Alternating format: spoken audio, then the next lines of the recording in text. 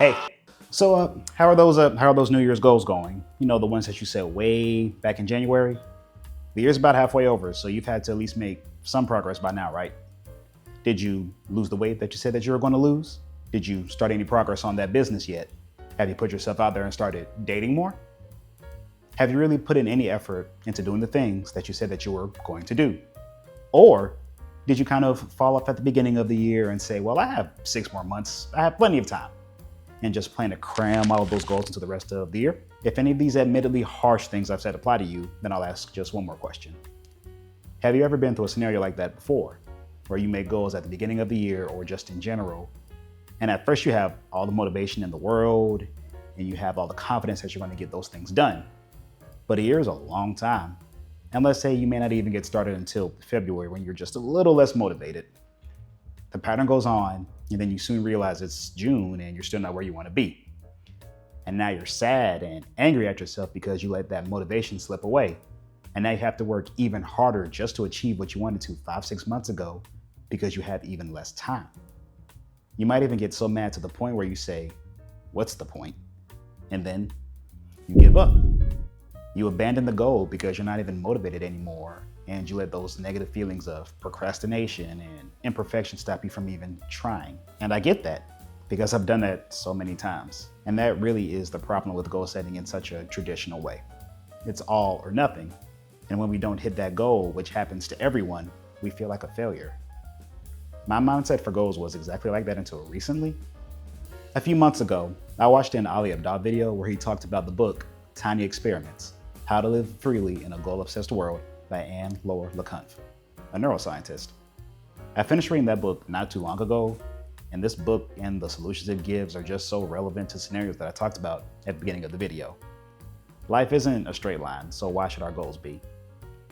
I took a lot of good information from this book that can be applied to my life in a lot of different ways. Work, YouTube, relationships, and it was just a good read. And I wanted to talk about some of the points that I personally took from it and how I plan on applying them. And this isn't going to be a book review, mostly because I don't want to do that.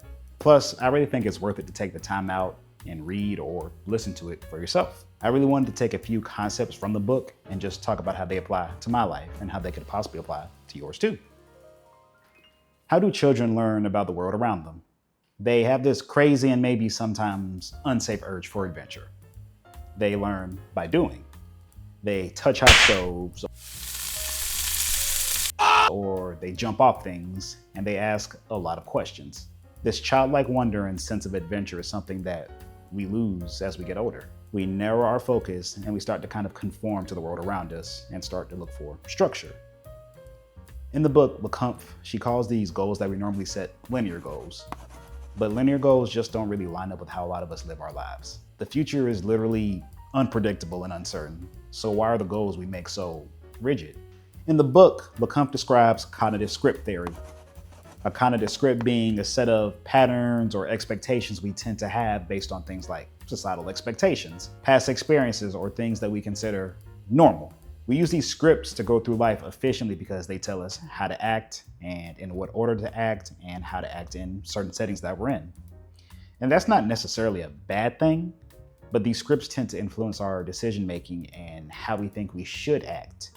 But with that, where's the flexibility? Where's the room for experimentation? I went to school, I got my fancy and expensive degree, and started working a 9 to 5. And looking back, a big reason I did all that is because I thought that's what I was just supposed to do that. I felt validated though, because I followed a path that society deemed was successful. And it felt great for a little while. But eventually that life just grew bland, and all I wanted to do was break free. Someone else's idea of success eventually wasn't enough for me. Now, when it's time to actually do something, you use a pact, an actual activity that will bring you closer to your goals, even if you don't always succeed. You do something specific for a certain amount of time, and that becomes the baseline of your experiment. You just get started, and that puts you on the path of progress because they're not focused solely on the big end result. In the book, she explains how anything new that you want to experience can be turned into a pact, a new hobby or a skill, or maybe you want to explore new job opportunities. The pact isn't just about making a goal and the end result. It's about action. You actually have to take action. You actually have to do something as opposed to just thinking and planning. And to do this, you take a component of something you want to accomplish and you give it legs. Pick what you want to do and set an amount of time that you're going to commit to doing it. I will blank for blank amount of time. The confidence that you build comes from consistently showing up for yourself. By doing this, you can achieve those packs. Because the more you do something, the better and more confident that you're going to feel. And that's what an experiment really is. You don't just do something once and take the results as concrete. That's dumb. I made a pact to post consistently on YouTube. The more I post, the more I learn, and the better I get with each video. And hopefully the closer I get to learning what content I really want to make. Plus, I'll learn if this is something that I really wanted to do and dedicate time and effort into being good at, because I have to show up consistently to even get this feedback, even if the feedback consists of something like getting 15 views on a video. Making a pact can also link back to breaking free from these cognitive scripts.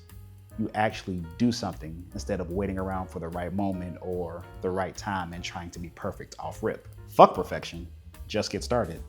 Another portion of the book that really resonated with me was when LeCompte started talking about the idea of intentional imperfection.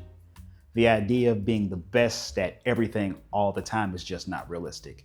And it's not necessarily about accepting mediocre results or settling, just recognizing that you can chase something more sustainable than perfection, and knowing that if something is going great and you're great at it, you're probably not going to be so great at another thing. And that's fine. Doesn't striving to be 100% the best at every single little thing just sound stressful? You have to accept your limitations and the things you aren't good at, and instead of letting the fear of failure stop you from making progress, use these failures that sometimes are going to happen and let them make you better. Progress over perfection is the key. Small steps over time that lead to long-term success that we all want. When you make that switch in your thinking and you do something you perceive as failure, instead of letting that frustration take over, use that as a springboard for your future success. A springboard for your future success. That was good. I'm getting good at this YouTube thing. Trials and errors literally are the keys to making progress. Trials are taking action even when you don't know what the end results are going to be. And the error is the feedback that you receive to determine what even comes next. In the book, LeCompte mentions how we literally need both of these things. Trials allow us to learn from our mistakes, and errors give us the opportunity for reflection. That's where that growth comes from. We form these loops of growth and success with these new things that we try, and we literally use that to move forward like a wheel. Damn, I love a good metaphor. In this section, LeCompte goes into discussing metacognition, which is how we reflect on our own learning, how we take in information, analyze, and change from there. Essentially thinking about thinking. These changes or reflections relate directly to that growth loop because we can think about something that worked and why it worked or why it didn't work and what we should do for the next cycle by not making the same mistake again. You get this continuous feedback instead of just doing things blindly without some sort of plan. And to me, that goes into what I said in the very beginning of the video, where it's easy to just give up if we don't achieve our goals or if we think we're not making progress. Why didn't you succeed? Did you try to speedrun learning a new skill and get upset when you weren't as good at it as you wanted to be at first? Did you focus a little too much on just going to the gym and working out, but did you neglect your nutrition and because that, the scale didn't go down as much as you wanted? Definitely not. I'm talking about me there. Use that trial and error and use those growth loops to pivot and make adjustments when something that you learn doesn't work. And do that instead of just calling something a whole thing of failure and stopping. Again, this was just a really good read because it really put into perspective for me that it's never too late and there's never a bad time to just run a small new experiment to create a better chance in life.